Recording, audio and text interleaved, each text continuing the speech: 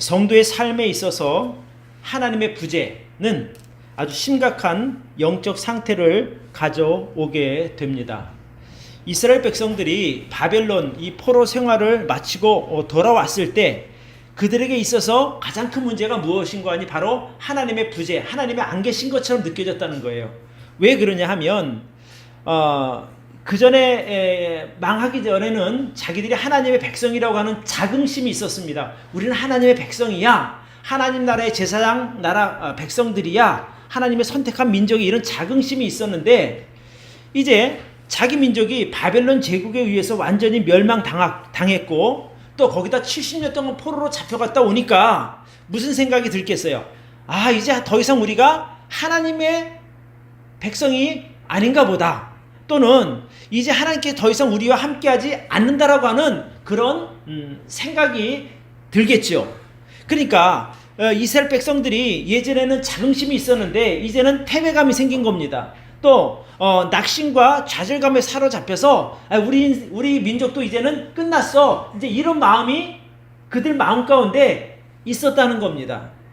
그래서 하나님께서 이 역대기 상하를 기록하게 하셔서 이스라엘 백성들이 하고 싶은 말씀이 내가 아직도 너희를 포기하지 않았어. 너희는 여전히 아직 나의 백성이야. 이제 이런 것들을 알려주고 격려하시기 위해서 이 역대기를 기록하신 겁니다.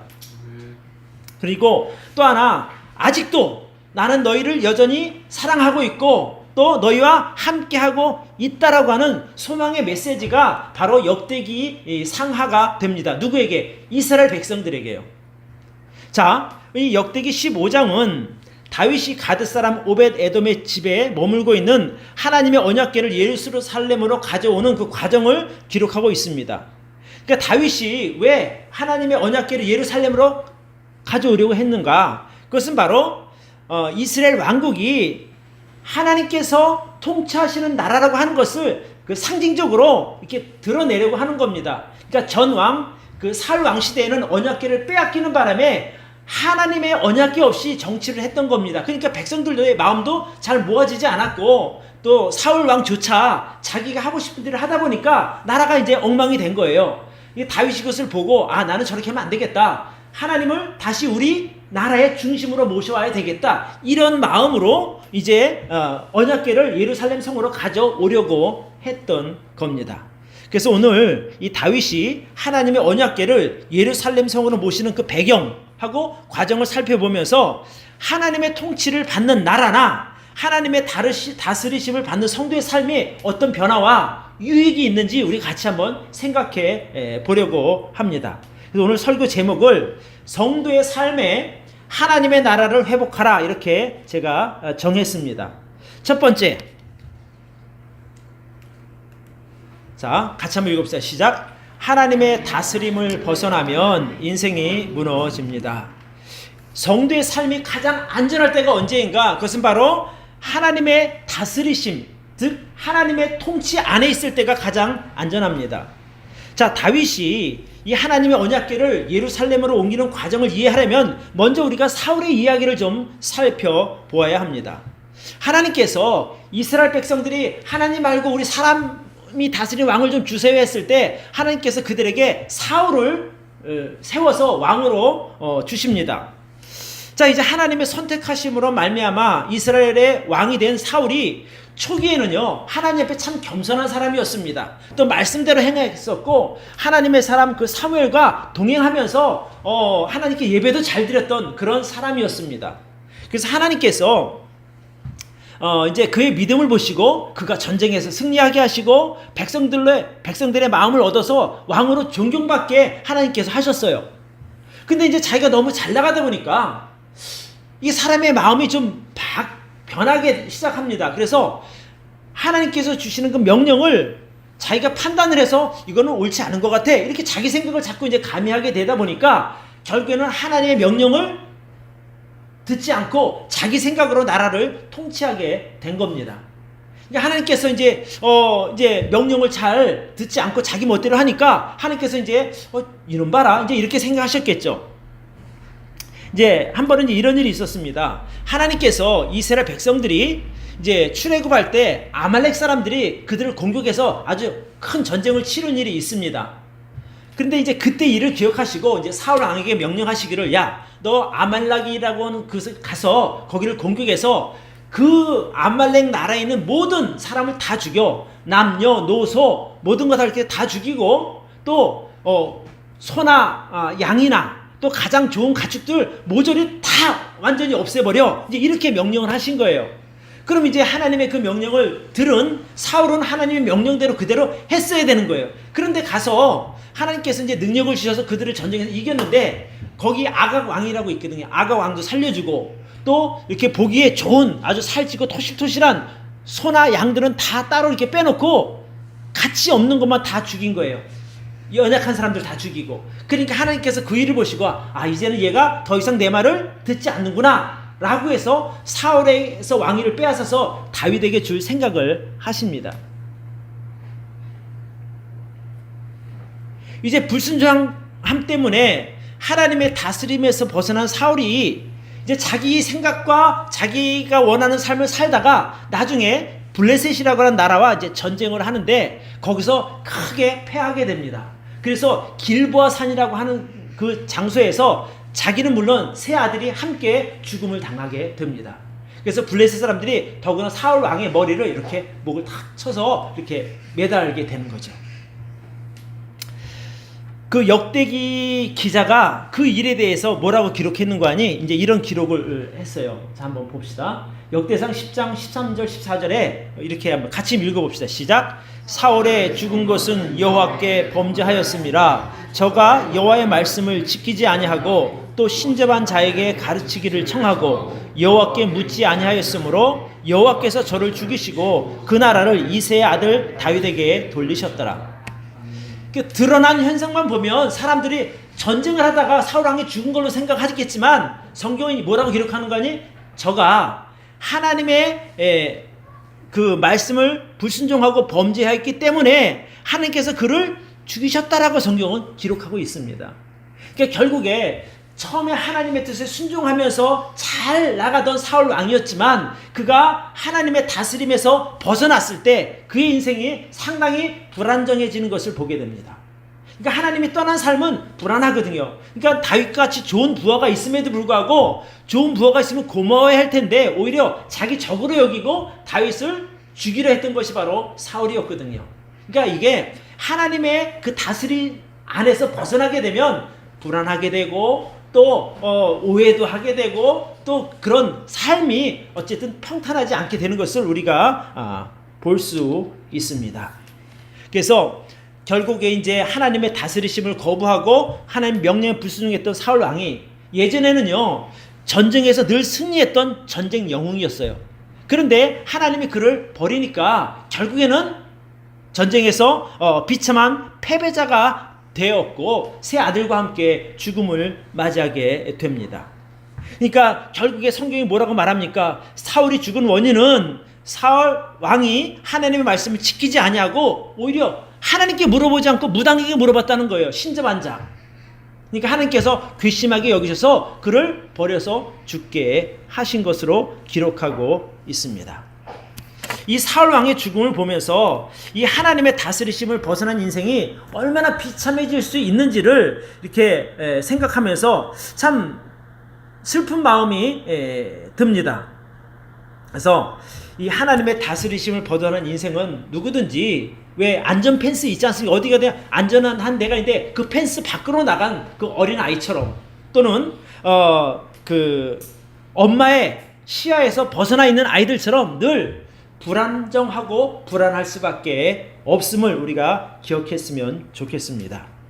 그러니까 여러분 제가 여러분께 드리는 말씀은 하나님의 말씀을 불순종하면 다 죽는다 이런 것이 아니에요. 우리가 뭐 하나님께서 불순종한다 죽이지는 않으시지만 그러나 구원받은 성도의 삶에 있어서 하나님의 다스림 안에 들어가 있을 때가 가장 안정되다는 거예요. 가장 행복하다는 것이고 가장 풍성함을 누릴 수 있다 이 말씀을 드리는 겁니다. 제가 뭐 여러분들 하나님 떠나면 죽습니다 이렇게 위협하고자 하는 것이 아니라 하나님의 그 다스림 안에 우리가 머물 때에 우리가 평안한 삶을 누릴 수 있다 이 말씀을 드리고 싶은 겁니다. 그래서 제가 우리 향기람 교회 성도님들에게 간곡하게 부탁드리는 것은, 여러분 부디 하나님의 말씀에 순종하시고 하나님의 다스림 안에 머무시는 여러분들이 되기를 바랍니다. 그러면 우리가 하나님의 다스림 안에 머물면 무엇이 좋을까? 우리 삶에 소망이 있는 겁니다. 자, 이제 사울 왕이 한 나라의 정말 위대한 왕으로 있다가 그가 몰락해가는 과정을 옆에서 다윗이 그대로 다 지켜봤었거든요. 그러니까 다윗이 무슨 생각을 하겠어요? 아, 나도 사울 왕처럼 내 방법, 내 생각대로 하다가 망해볼까? 이런 생각을 전혀 하지 않을 거 아니에요. 그죠? 아, 사울 왕이, 그 위대한 왕이 저렇게 망해가는 것을 보면 나는 잘해야 되겠구나. 정말 하나님의 말씀에 순종해야 되겠구나. 이런 생각을 할 수밖에 없지 않습니까? 그러죠? 그러니까 이 다윗이 그것을 보면서 그래도 자기가 모시던 왕이니까 죽은 사울 왕에 대해서 정성껏 장례를 치러주게 됩니다. 그리고 이제 나라가 이제 그 뒤이어서 다윗이 왕이 되었거든요. 나라가 이제 어느 정도 안정되니까 다윗의 마음속에 예전에 사울 왕은 하나님과 가까이 하지 않아서 망한 것을 보니까 나는 이제 똑바로 해야 되겠다. 그래서 이제 하나님을 예루살렘 성으로 모셔와서 하나님 중심의 나라를 다스리고자 하는 그런 마음을 먹게 되는 겁니다. 방금 전에 제가 이제 설교를 시작하면서도 말씀을 드렸지만 다윗이 이 하나님의 언약궤를 예루살렘으로 모시려고 하는 것은 이스라엘 나라가 하나님의 세우신 나라이니까 하나님의 뜻대로 운영하는 것이 가장 좋다라고 그가 마음을 먹었기 때문에 그 하나님의 언약궤를 예루살렘 그 수도로 가져오려고 했던 거예요. 그러면 상징적인 것이 있잖아요. 우리나라는 하나님이 다스리는 나라야. 이제 이런 것들을 이렇게 의지적으로 표현한 것으로 여러분 생각하시면 좋겠습니다. 자, 이제 그런 다윗의 그 결단, 언약궤를 예루살렘으로 모셔오려고 하는 그 결단이 어떻게 이루어져 가는지를 우리가 같이 보도록 하겠습니다. 자, 두 번째, 같이 한번 읽어볼까요? 시작. 하나님을 마음의 중심에 모실 때 하나님의 나라가 회복됩니다. 자, 이제 다윗은 예루살렘 성으로 언약궤를 가져오고 싶었어요. 그럼 어떻게 가져야 되냐는 거예요. 그래서 이제 하나님의 언약궤는 하나님의 임재하심이 있는 것이거든요. 그곳에. 그러니까 언약궤가 있는 곳에 하나님이 임재하신다는 뜻이란 말이에요. 그래서 그 하나님의 언약궤는 하나님의 임재하심과 거룩하심을 상징하는 거예요.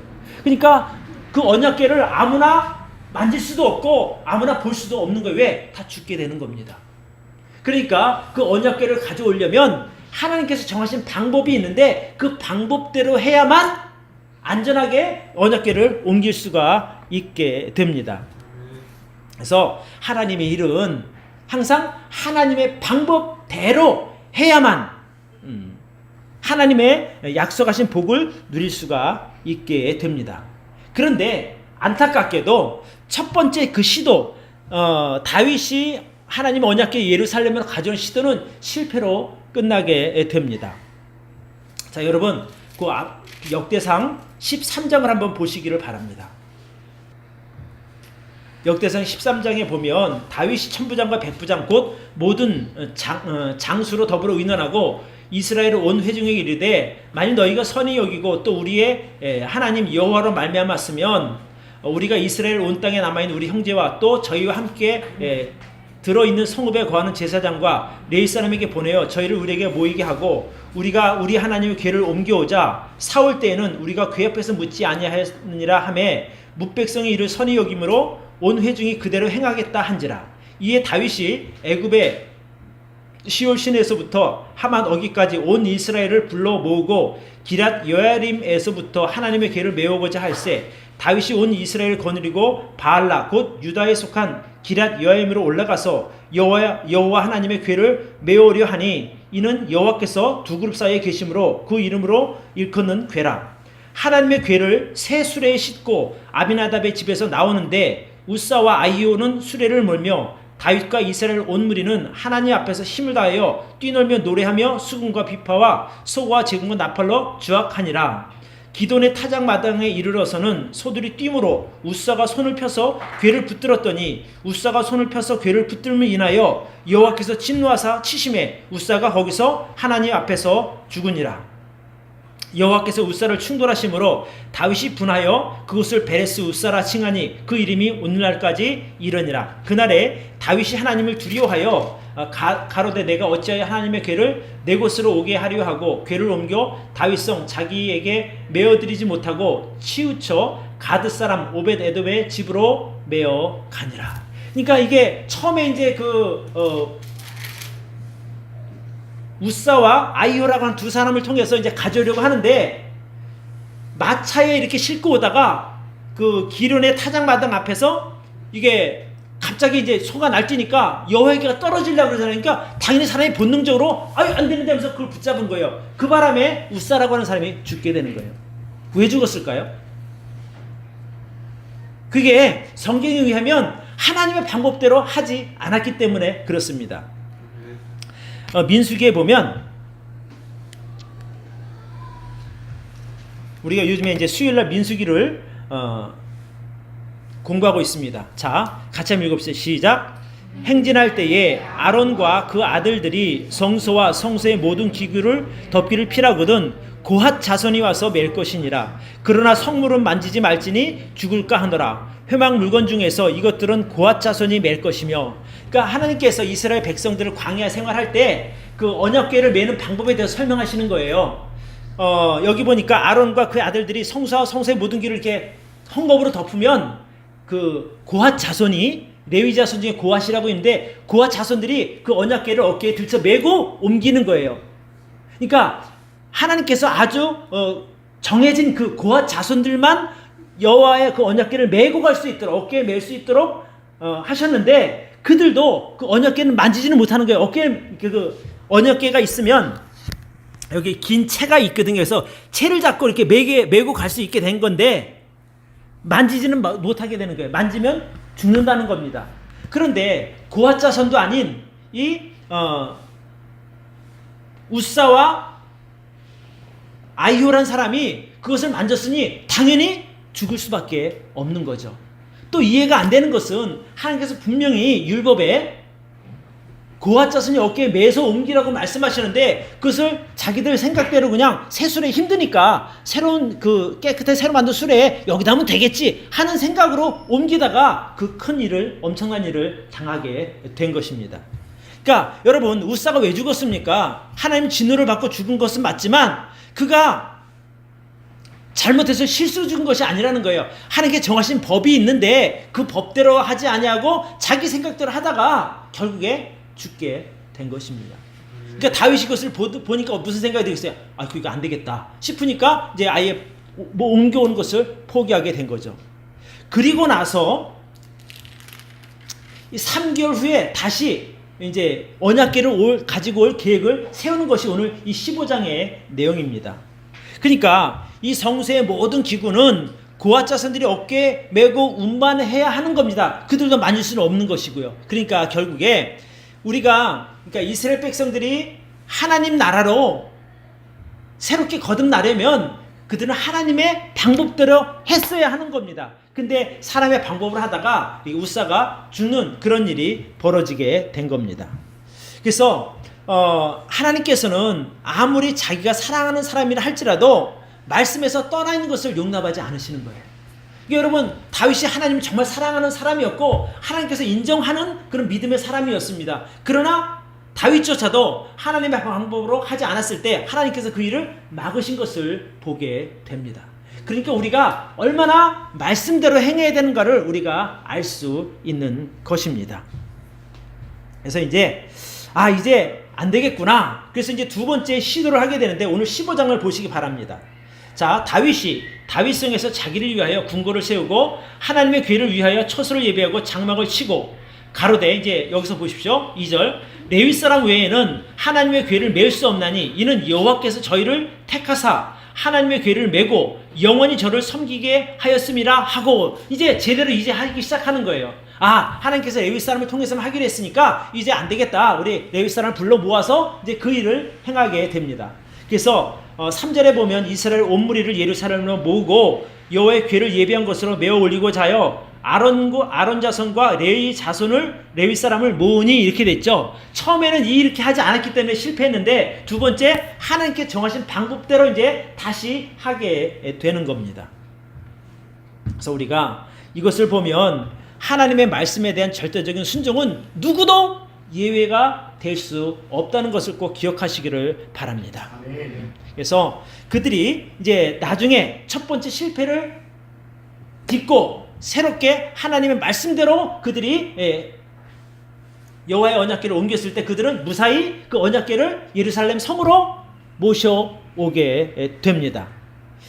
여러분, 그러니까 결국에 이스라엘이라는 그 나라가 가장 강성한 나라가 되고 하나님의 다스린 나라가 되려면 언약궤가 예루살렘 성에 와야 되는 것처럼 우리 성도들의 삶도 마찬가지예요. 우리가 하나님의 다스리는 백성으로 살아가려면 하나님의 성령을 우리 마음가운데로 모셔드려야 되는 거예요. 우리가 이것을 구원받는다라고 말하는 것이거든요. 그러면 우리가 구원받을 때 어떻게 구원받냐는 거예요. 내 방법으로가 아니라 하나님께서 정하신 방법으로 해야만 구원이 있는 것입니다. 자, 이게 율법 시대는 율법대로 고아 자손의 어깨에 메어서 언약궤를 운반했지만 교회 시대에 하나님 우리 마음의 중심으로 모시기 위해서는 성경에 기록된 대로 해야만 되는 거예요. 근데 자꾸 사람들은 자기가 편한 방법으로 하고자 하니까 그래서 문제가 생기는 거예요. 여러분 잘 생각해 보시기 바랍니다. 사람 생각으로는 내가 열심히 교회 나가서 봉사하고 열심히 주님의 일하면 하나님께서 구원해 주실 것 같잖아요. 그죠? 내가 뭐 집사 직분 받고 또 권사 직분 받고 또 장로 직분 받으면 하나님께서 구원해 준다고 생각할 수도 있는 겁니다. 근데 그거는 사람의 생각이라는 거예요. 또 어떤 사람은 정말 방언 기도하고 또 하나님의 어떤 뭐 치유 은사 받고 이러면 저 사람은 하나님의 사람, 사람들이 이렇게 생각하는데 그것도 아니라는 거예요. 왜? 그거는 구원받은 사람이 나타나는 결과일 수는 있을지는 몰라도 성경적인 방법으로 구원받는 방법은 아니라는 거예요.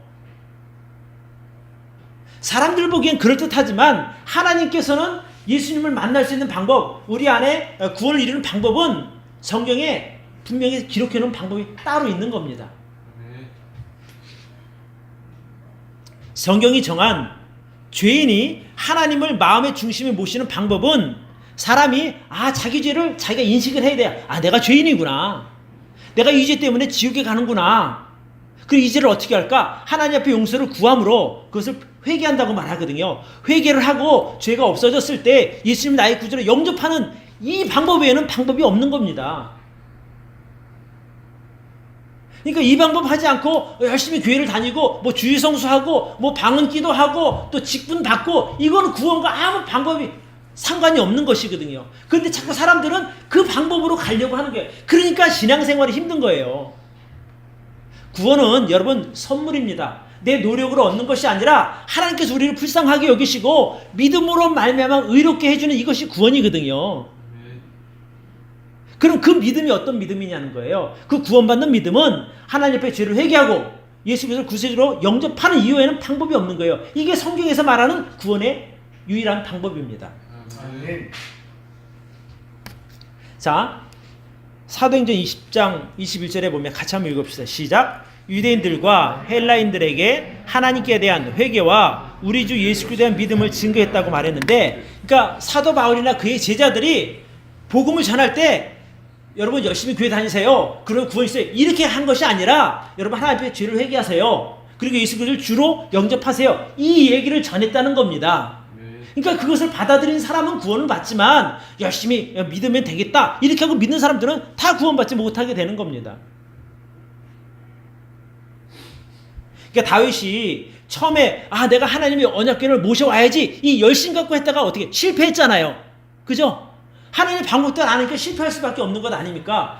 고아자손이 어깨에 메고 가야 되는데 수레에 싣고 가다가 우사가 죽게 되는 것, 그런 실패하는 것과 마찬가지로 지금도 너무나 많은 사람들이 자기 방법으로 하나님 믿으려다가 실패하는 거예요. 교회에 5년 다니고 10년 다니고 20년 다니도 구원받지 못하는 게 왜? 하나님 방법대로 하지 않기 때문인 거예요.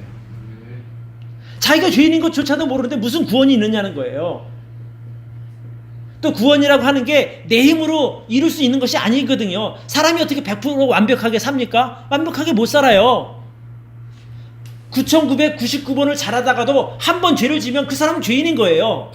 물론 내가 너보다 더 착하게 살았어, 이것은 말이 돼요. 그렇다고 구원이 있는 것이 아니라는 거예요. 그러니까 우리가 이룰 수 없는 그 구원을, 아까 우리가 주의 만찬 때 나누었던 것처럼 내가 이룰 수 없는 구원을 예수님께서 우리 대신 십자가의 죽으심으로 우리의 모든 죄를 완벽하게 덮어주셨다, 이것을 믿는 게 구원인 거예요. 그런데 자꾸 이상한 엉뚱한 자꾸 인간적인 생각들을 가지고 하나님 믿으려고 하니 얼마나 힘들겠냐는 거예요. 목사님 눈치 봐야 돼, 또 다른 사람들 이목도 생각해야 돼, 뭐 해야 돼, 뭐 해야 돼. 그러니까 그게 진짜 힘든 것이거든요. 근데 성경은요 분명히 뭐냐면 구원은 선물이라고 말하는 거예요. 여러분 에베소서 2장 8절 9절 한번 펴보시기 바라요.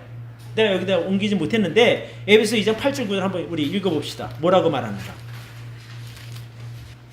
자, 우리 찾으시면 같이 한번 읽읍시다. 시작. 너희가 그 은혜를 인하여 믿음으로 말미암아 구원을 얻었나니 이것이 너희에게서 난 것이 아니니 하나님의 선물이라. 행위에서 난 것이 아니니 이는 누구든지 자랑치 못하게 함인지라. 이게 구원을 받았는데 이것이 너희에게 난 것이 아니다. 이거 뭐냐면 니네 행위로 얻은 것이 아니라 하나님께서 주시는 선물이라는 거예요. 누가 선물을 이라고 받습니까? 선물은 그냥 받는 것 아니겠어요, 그죠? 그러니까 왜 선물로 주셨냐면 구원받은 거 자랑하지 못하게 하려고. 내가 열심히 10년 동안 교회에 대해서 한 번도 예배 안 빠지고 구원받아서 그러면 사람이 자랑하잖아요. 그러니까 그 자랑 못하게 하려고 선물로 줬다는 거예요. 선물로 받은 사람 누가 자랑해요? 야, 그 네가 잘해서 받은 거 아닌데, 나도 받을 수 있는 건데 자랑할 게 없는 거예요. 하나님의 구원은 그런 거란 말입니다.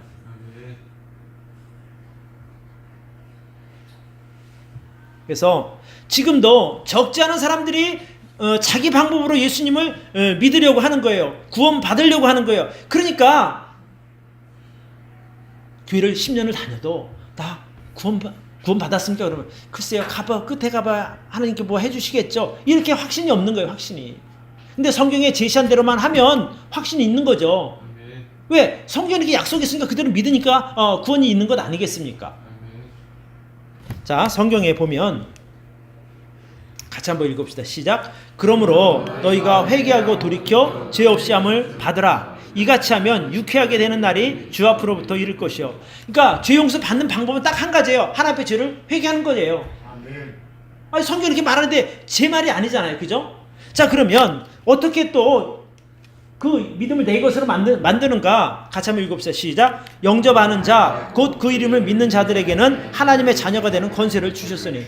그러니까 내가 하나님 앞에 죄를 회개하고 예수를 영접하면 그 구원 받는 거예요. 내가 교회 10년 안 다녀도 되고 20년 동안 수고하지 않아도 되고 그냥 믿음으로 선물로 받는 게 구원이라는 거예요. 얼마나 쉬워요.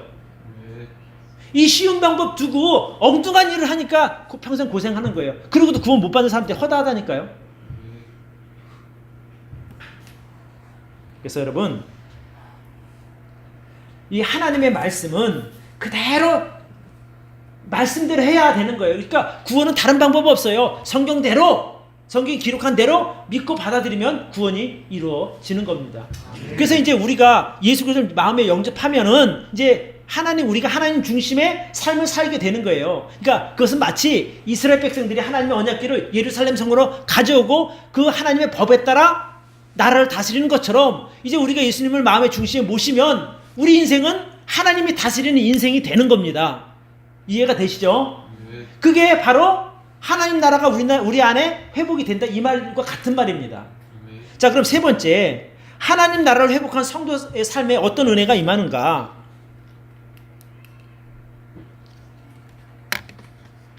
회복의 은혜가 뭐예요? 회복의 은혜. 다윗이 하나님의 정한 방법대로 행해서 이제 언약궤를 예루살렘으로 옮겨가는 과정이 15장에 나오는 거예요. 여기 보면 12절부터 봅니다. 저에게 이르되 너희는 레위 사람의 족장이니 너희와 너희 형제는 몸을 성결케 하고 내가 예비한 곳으로 이스라엘 하나님 여호와를 메어 올리라. 전에는 너희가 매지 아니하였으므로 우리 하나님 여호와께서 우리에게 충돌하셨나니 이는 우리가 규례대로 저에게 구하지 아니하였음이라. 이에 제사장들과 레위 사람들이 이스라엘 하나님 여호와를 괴고 궤를 메고 올라가려 하여 몸을 성결케 하고 모세가 여호와의 말씀을 따라 명한 대로 레위 자손이 채로 하나님의 궤를 꿰어 어깨에 매니라. 이제 하나님의 정한 법대로 이제 가지고 갔어요. 그때 이스라엘 백성들이 어떤 일이 일어났는가? 기쁨이 생겼다는 거예요. 기쁨. 자, 이어지는 16절부터 봅니다. 다윗이 레위 사람의 어른들에게 명하여 그 형제 노래하는 자를 세우고 비파와 수금과 재금 등의 악기를 울려서 즐거운 소리를 크게 내라 하매 레위 사람의 요엘의 아들 헤만과 그 형제 중 베레아의 아들 아삽과 그 동족 무라리 자손 중에서 구사의 아들 에단을 세우고 다음으로 여러 형제들을 세운 후에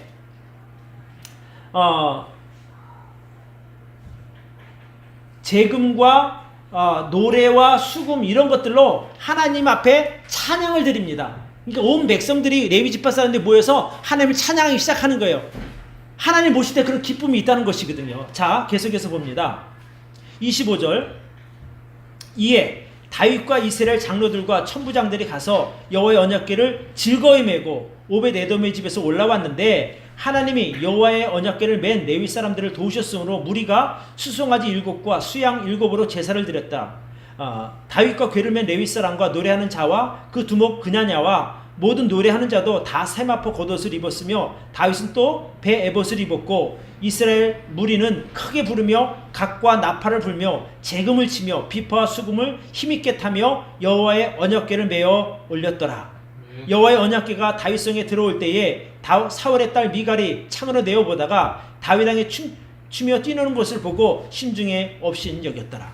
그러니까 온 이스라엘 백성들이 다 즐거워했어요. 사울의 딸 미갈 빼놓고. 왜요? 하나님을 모셔오는 그 과정이 너무나 기쁨이 있었던 겁니다. 하나님을 찬양하고 춤까지 출 정도가 됐는데 딱 한 사람, 못마땅하게 여기는 사람이 있는데 사울의 딸 미갈이었어요. 왜? 그가 그 여호와의 언약궤를 메우는 그 일에 그가 동참하지 않았기 때문에 그런 겁니다. 딴 사람 다 즐거웠는데 그 사람만 즐거움이 없었다는 거예요. 왜요? 그 사람이 그 일에 동참하지 않았다는 겁니다. 그러니까 이게 하나님과의 온전한 만남이 형성이 되면 누구든지 그 사람에게는요 기쁨이 있는 거예요. 감사함이 있는 겁니다. 그러니까 여러분 보세요. 우리가 믿음 생활 하잖아요. 구원받은 사람이 얼마나 즐거워요. 그죠? 감사함이 있단 말입니다. 근데 그것을 믿지 않는 사람은 모르는 거예요. 예수 믿는 게 얼마나 좋은데, 하나님 믿는 게 얼마나 복이 있는 건데, 근데 믿지 않는 사람은 그것을 깨닫지 못한다니까요. 얘기해줘도 이해가 안 되는 거예요. 미갈처럼.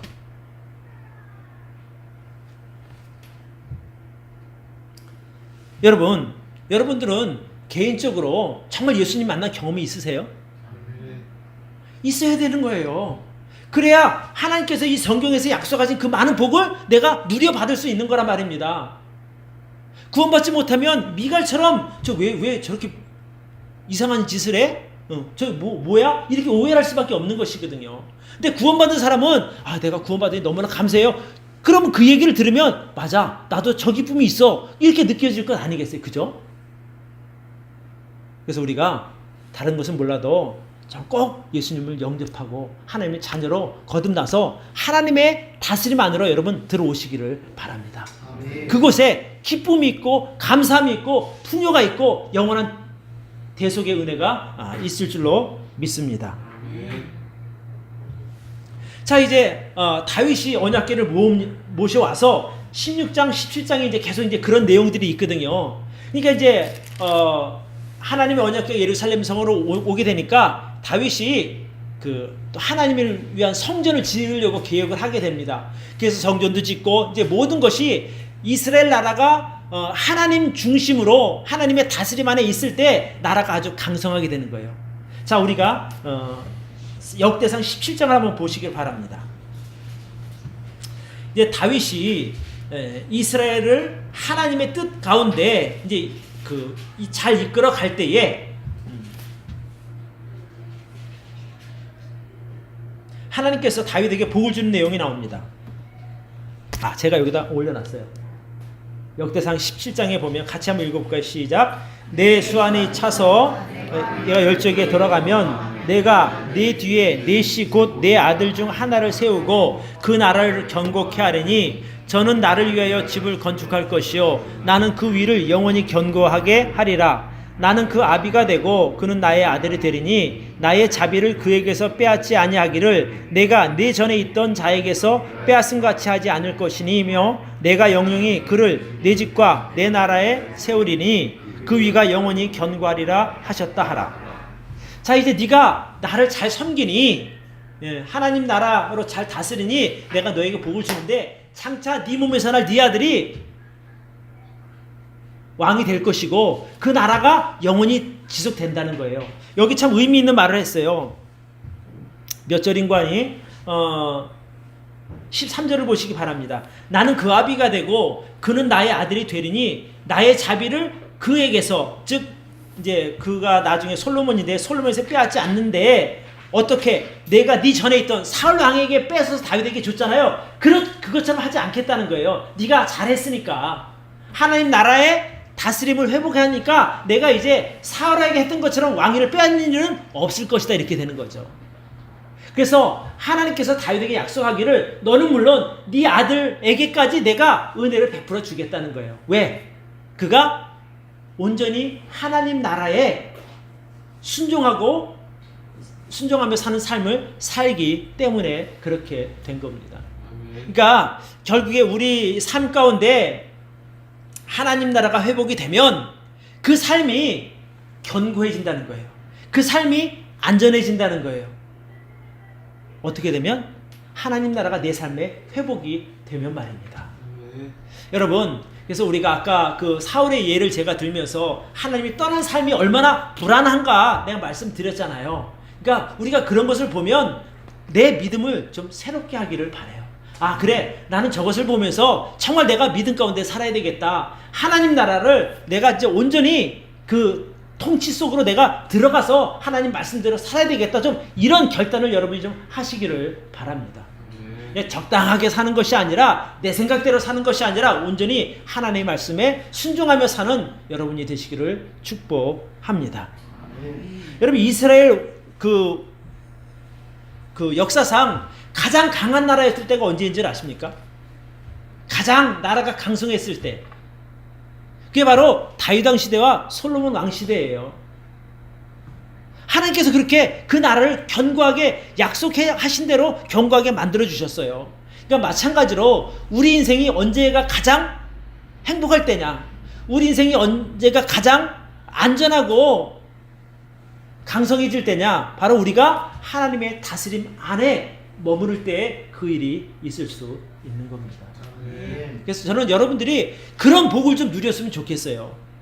물론 우리가 받은 구원의 은혜가 있지만, 그러나 구원 받아도 좀 풍성하게 그 하나님의 복을 좀 누리는 그런 삶이 여러분의 삶이 되고 저의 삶이 되기를 바랍니다.